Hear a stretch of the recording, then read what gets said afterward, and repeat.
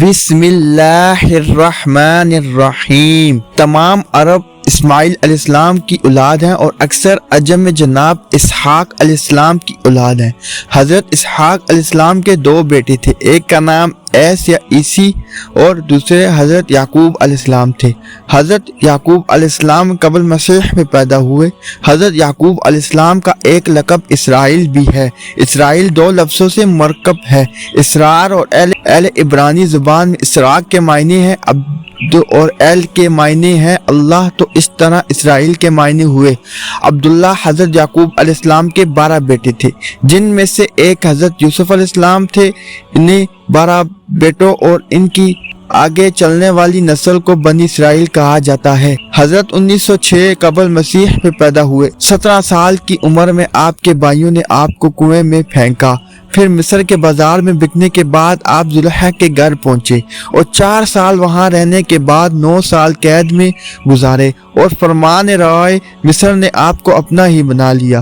جناب یعقوب علیہ السلام اپنی اولاد سمیت اپنے اصلی وطن فلسطین و شام سے ہجرت کر کے اپنے فرزند یوسف علیہ السلام کے پاس مصر میں تشریف لے گئے۔ مصر میں بنی اسرائیل کو بڑی عزت و احترام سے رکھا گیا اور یہاں سے ان کے شاہانہ دور کا آغاز ہوا۔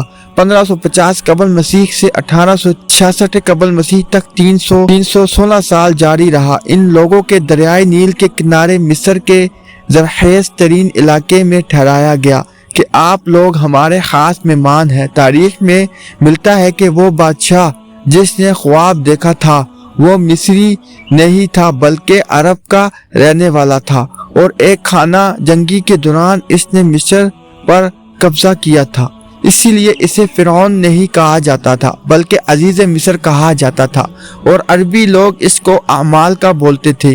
1550 قبل مسیح میں مصر کے مقامی لوگوں نے، جنہیں قبطی کہا جاتا ہے، عزیز مصر کے خلاف بغاوت کر دی اور اس کا تختہ الٹ دیا۔ اب بنی اسرائیل عزیز مصر کے تو چہتے تھے، لیکن اس کا تختہ الٹنے کے بعد تبتیوں نے انہیں غلام بنا لیا اور ان پر خوب ظلم و ستم ڈھائے۔ ان کے مردوں سے کھیتی باڑی کا کام لیا جاتا تھا، حتیٰ کہ ایک ایسا وقت بھی آیا کہ بنی اسرائیل کے بیٹوں کو مار دیا جاتا اور ان کی بیٹیوں کو غلامی کے لیے زندہ رکھا جاتا۔ یہی وہ زمانہ تھا جب مصر پر رام سیاستانی نام کا فرعون حکومت کرتا تھا۔ ایک دفعہ اس نے خواب میں دیکھا کہ آسمان سے آسمانی بجلی گری۔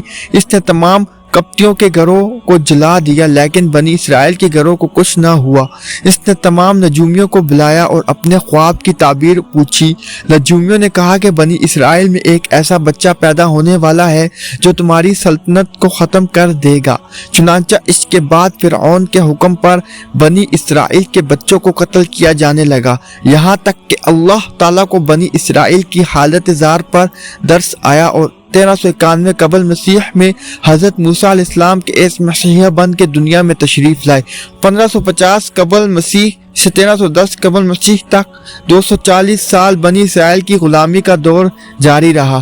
حضرت موسیٰ علیہ السلام نے بہت کوشش کی کہ فرعون کسی طرح ہدایت حاصل کر لے، لیکن وہ راہ راست پر نہ آیا، تو حضرت موسیٰ علیہ السلام خفیہ طریقے سے بنی اسرائیل کو لے کر بحیرہ احمر کے ساحل پر پہنچے۔